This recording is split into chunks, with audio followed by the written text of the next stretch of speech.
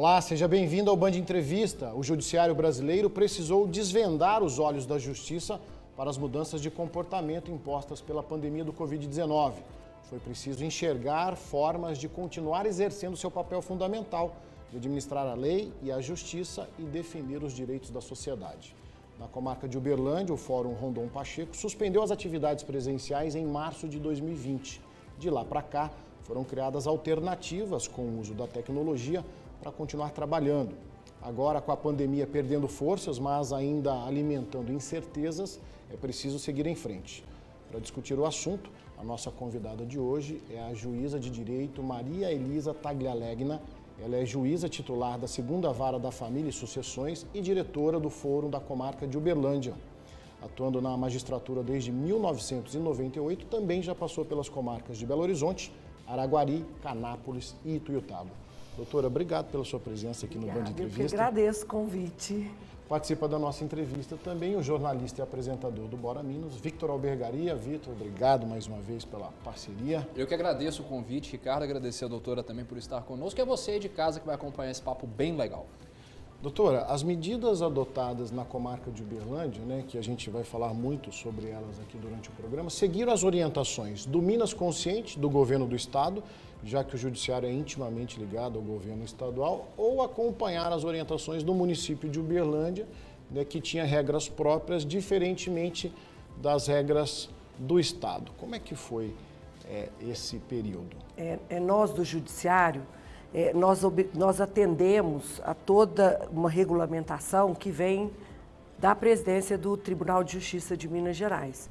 E, obviamente, ela só pode ser vista, entendida a nível de Estado.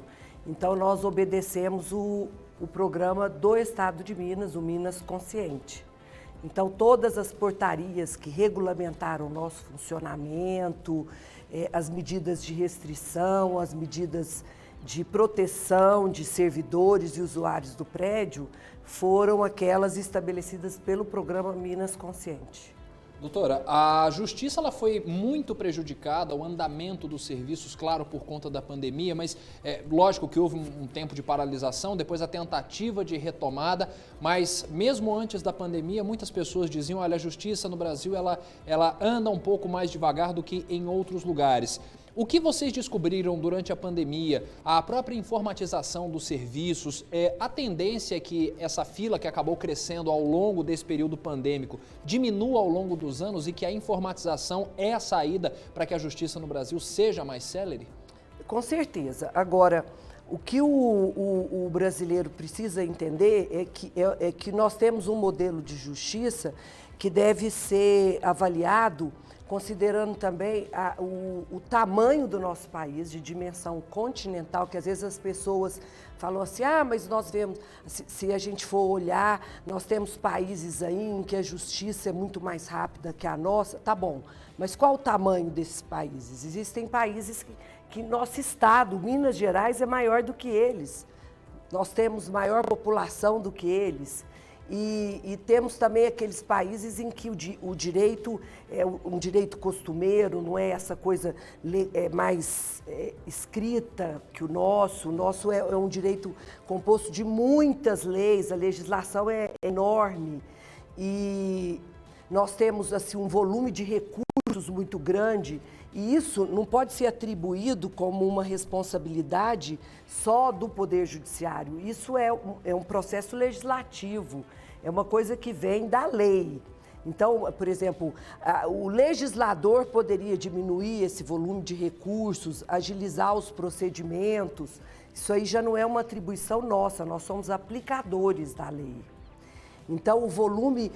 E nós temos também uma cultura muito demandista. Né? O nosso país é muito jovem ainda perto de outros países. Então, tudo aqui, todo o problema que existe entre pessoas, contratuais, com empresas, tudo isso é levado ao judiciário. Então, o volume de processos nosso é muito grande. Muito, muito grande. Uma vara em Uberlândia de família hoje tem por volta de 5.000 processos. A demanda, então, é altíssima? A demanda é altíssima. Nós trabalhamos com um número limitado de servidores, é tudo limitado ao orçamento que o judiciário tem, ao teto que ele pode gastar com tudo que ele necessita para funcionar, né? Seja de material humano, material tecnológico, salários de funcionários terceirizados, tudo está dentro de um orçamento. Então, a gente só pode crescer também dentro desse orçamento, que cresce pouco. E talvez o grande público não tenha noção, né, desse tamanho que é o judiciário. Só aponta o dedo e fala tudo muito devagar no Brasil. Mas não sabe, 5 mil processos para um juiz. Exatamente. Nós escutamos queixa, por exemplo, mas ali o servidor público é inoperante, ele é tranquilo, ele trabalha pouco. Não é verdade. Acomodado, né? Não é verdade. Obviamente, nós temos servidores que não são no espelho, alguns não são um modelo do que poderiam ser, mas a grande maioria trabalha muito, dedica muito, trabalha muito mais horas do que o necessário, entendeu? Isso ele faz porque ele entende que ele tem que prestar um serviço de melhor qualidade e às vezes até em detrimento da saúde, do convívio familiar e assim também com os colegas. Às vezes eu brinco e falo, todas as profissões têm grande importância. Por exemplo, nessa dinâmica do judiciário, da distribuição da justiça, nós temos um papel super importante do advogado, do Ministério Público, da Defensoria Pública, mas a situação do judiciário, ela ainda é muito, muito pior em termos de volume de serviço, porque tudo acontece ali. Tudo que esses outros profissionais fazem, deságua ali. Entendi.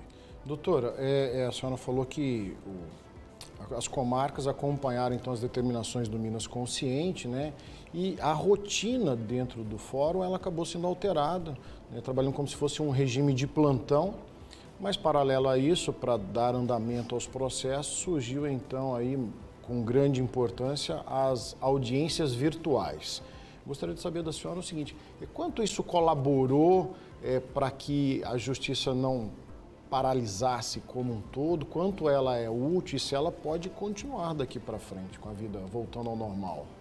Olha, nós tivemos um momento em que o fórum ficou fechado e o trabalho realmente foi só a nível de plantão para atendimento daquelas demandas mais urgentes, né, que não podem ficar sem receber esse atendimento. Isso veio sendo flexibilizado na medida das ondas do programa Minas Consciente. Certo. Quando a gente achava que estava começando a melhorar, a coisa retroagia e a gente fechava novamente. Sempre sob as disciplinas de resoluções oriundas da presidência do Tribunal de Justiça.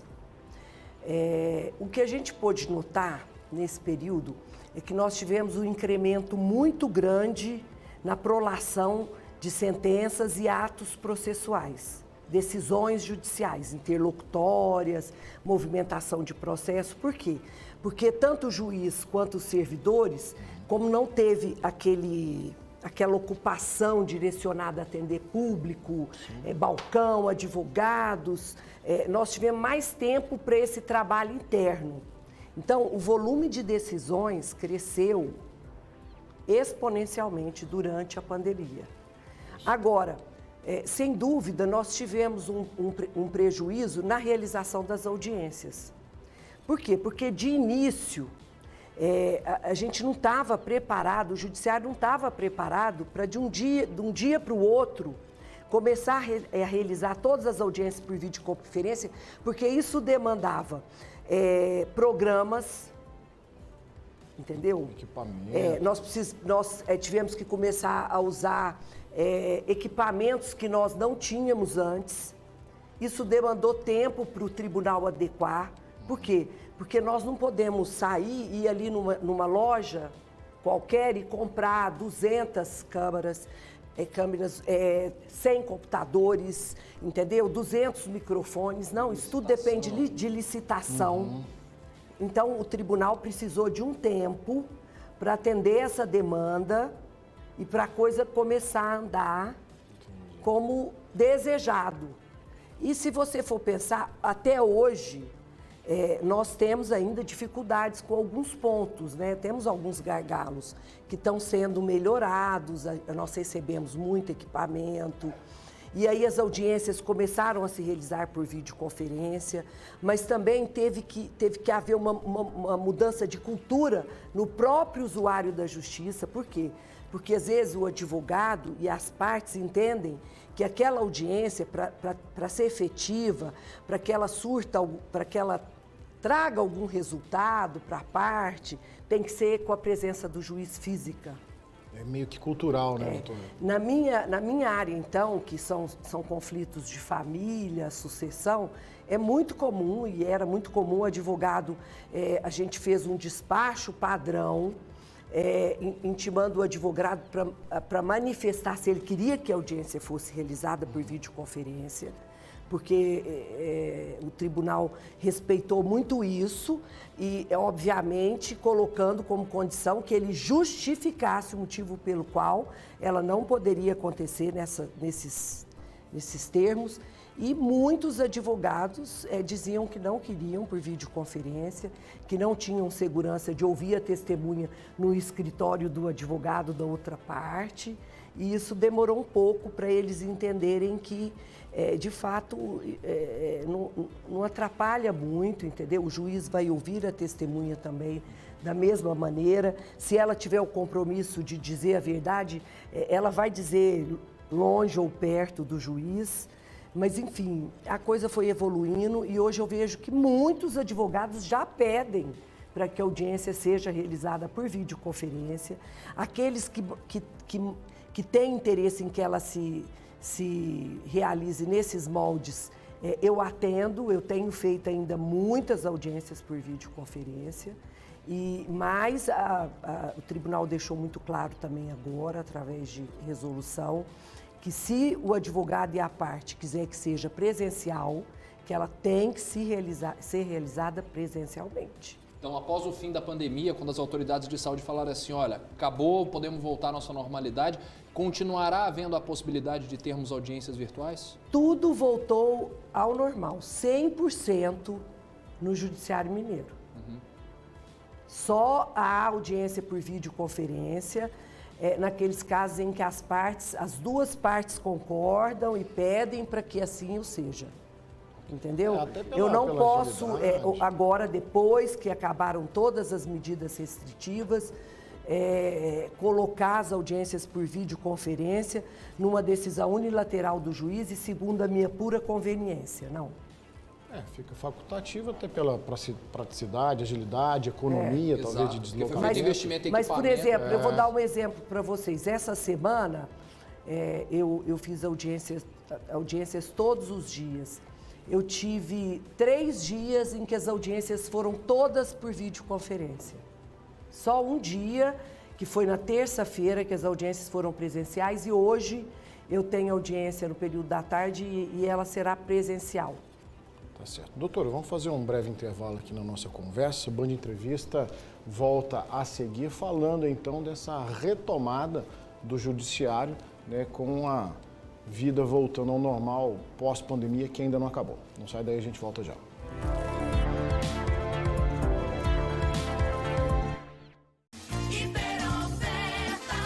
Aqui no Cidade Jardim, próximo à Mata do IP, tem mega utilidades, com brinquedos, material escolar, decoração e uma linha completa de utilidades domésticas. Tudo para o seu Natal está aqui na Esbia. Isso mesmo, e durante esse mês, toda a loja com 50% de desconto. Mega utilidades, vem pra cá! Banca do Dinei no Mercado Municipal e Shopping Uberaba, com queijos nacionais importados, vinhos, cachaças, jeans, especiarias, tábuas de frios e tem muito mais, Thiago. Tem sim. Você que é empreendedor, quer presentear seus colaboradores, clientes e familiares, montamos a sua cesta natalina. Banca do Dinei, vem pra cá! Dinheiro precisou? A Neuza Siqueira refinancia seu veículo. Aposentados e pensionistas do INSS e servidor público, aqui tem empréstimo consignado. Você também pode usar seu FGTS como parte do pagamento do seu veículo ou empréstimo pessoal. A Bela e a Fera na aprovação. Vem pra cá! Entrega grátis. É isso mesmo. Na Império das Tintas, além dos melhores preços da cidade, nós entregamos para você. Ligou, comprou, a entrega é grátis com nosso serviço de delivery. Império das Tintas, as cores da sua vida. Os artistas são vocês. Obras de arte no prato vão garantir vaga na grande final. Parece um maracujá estourado no dela. A prova de eliminação promete. É melhor correr, porque se não correr, o bicho vai pegar. E se pegar, eu vou estar junto. Nesta terça, 10h30 da noite. Se eu te falar que tá muito salgado, um erro grave, hein? Não experimentar a comida. E já estamos à procura de participantes para vestir os aventais da nova temporada. Inscreva-se, MasterChef. Band Entrevista de volta, falando da retomada do judiciário no período de pandemia. Hoje recebendo a juíza titular da 2ª Vara da Família e Sucessões e diretora do Fórum da Comarca de Uberlândia, a doutora Maria Elisa. Doutora, em determinado momento, vocês fizeram um atendimento drive-thru, assim como é feito na vacinação. Como é que foi essa experiência inédita para o judiciário? É porque, no começo, as medidas foram muito restritivas. E aí os advogados ligavam, eles ficaram muito ansiosos, né, para poder... Tinham prazos vencendo e eles não podiam ter acesso direto às secretarias, porque não estavam entrando no prédio. Houve períodos em que havia até a permissão de entrar, mas um número limitado de pessoas por dia, por vez. E aí nós pensamos, eu tenho um administrador que atua lá comigo nessa parte administrativa da direção, e muito eficiente, o Igor, e nós imaginamos um atendimento drive-thru. E desenvolvemos esse atendimento, foi o primeiro do estado, deu super certo, todas as cargas de processos eram feitas na parte... numa parte do fórum de acesso do estacionamento, então tinha postos de atendimento dos servidores, né, ao ar livre, sem contato com o advogado, com uso de todo o material de proteção, luva. Eles entregavam os processos e depois, quando o advogado devolvia o processo era colocado num local, aguardava-se 3 dias para depois o servidor manusear e voltar ele para a secretaria ou para o arquivo. E isso agilizou muito, foi fantástico, tanto para nós do judiciário, como também para o usuário. E esse serviço de drive-thru foi voltado para os advogados, né? E para a OAB também, eu acredito que foi muito boa essa ação nossa. Teve muito resultado, tinha a fila, às vezes era interessante, ficava a fila de carro esperando e eles no começo ficaram ansiosos, pensaram, será que isso vai ser demorado? Mas era muito rápido, muito bem bolado e foi uma situação assim, muito nova e interessante para nós e deu certo. Doutora, a gente está chegando próximo ao recesso forense, eu quero perguntar sobre isso para a senhora, mas antes o Ricardo tem um recadinho para a gente, né, Ricardo? É isso mesmo, Vitor. Você é servidor público do Estado de Minas Gerais? Ouça só essa informação. Abrindo a sua conta no Itaú e optar por receber o seu salário com tranquilidade e em dia, você não precisa ir a uma agência Itaú no dia do pagamento. E economiza tempo e ainda tem vários benefícios exclusivos. O Itaú zerou a tarifa da sua conta, zerou também a anuidade do cartão de crédito e tem investimentos para você aplicar a partir de R$1 e crédito na hora com limites especiais, inclusive do consignado. Abra logo a sua conta. Para abrir online, aponte a câmera do seu celular para o QR Code ou, se preferir, vá a uma agência ou ao espaço exclusivo para servidores. O Itaú está de portas abertas esperando por vocês, hein? Servidores de Minas Gerais, aposentados ou ativos. Vem para o Itaú, feitinho com você. Beleza, Ricardo, obrigado. Olha só, doutora, Justamente a gente está nesse período de retomada, normalidade, a senhora mesma disse que está tudo 100% já, estamos todos na onda verde, tudo voltando ao normal. Mas já neste meio de dezembro vem o recesso forense. Queria saber da senhora, até para prestar um serviço ao pessoal de casa, o que vai continuar acontecendo durante esse período de recesso forense, Existe algum serviço que vai continuar sendo prestado ou as atividades do judiciário vão parar? Não existe mais essa, de fato nunca existiu, o judiciário nunca para. O recesso forense, esse período, nós atuamos a nível de plantão. Nós temos uma escala de juízes plantonistas, secretarias de plantão, servidores de plantão. O Ministério Público também tem os promotores que ficam de plantão, a defensoria, os defensores. Agora, o que o usuário tem que ter em mente é que esse plantão funciona para um número limitado de pretensões, de demandas, entendeu? Não é toda e qualquer demanda e pleito dos advogados ou das partes que podem ser atendidas no período de recesso. Existe uma resolução do tribunal, inclusive ela foi editada há pouco tempo, uma nova resolução que especificamente trata do plantão, se não me engano, o número é 966 de 2021, e ela estabelece toda essa escala de plantonistas, as matérias que podem ser tratadas no plantão. Mas os prazos dos processos, via de regra, ficam suspensos. Ficam suspensos. Nos casos emergenciais, a justiça segue. Por exemplo, nós continuamos analisando, por exemplo, as prisões em flagrante, entendeu? Os pedidos referentes a essas prisões. Medida protetiva também? Medida protetiva. Aquilo que acontece no período de plantão precisa daquela resposta imediata. Essas demandas continuam tendo resposta imediata do judiciário, com os juízes plantonistas. Até ontem eu passei para vocês a escala, o nome desses juízes. Salvo engano, no primeiro período do recesso, é o doutor Cacheta, da 4ª Vara Criminal, e eu não me lembro o outro, mas no segundo período eu me lembro que é o doutor Lourenço Migliorini e o doutor Armando Ventura, né, o da Vara de Execução Penal, e o juiz da 1ª Vara de Família. A senhora falou que com as audiências virtuais, né, acabou acelerando o processo, a produtividade aumentou, mas ao mesmo tempo demorou a fluir porque precisava se adequar em termos de equipamento, aquisição de equipamentos. Eu gostaria de saber da senhora o seguinte, nessa balança, aí, o serviço, a demanda do Fórum de Uberlândia, ela ficou acumulada? A demanda hoje ela está maior do que num período normal, antes pandemia? E se sim, tem uma previsão de normalizar esse atendimento e voltar a uma situação anterior à pandemia?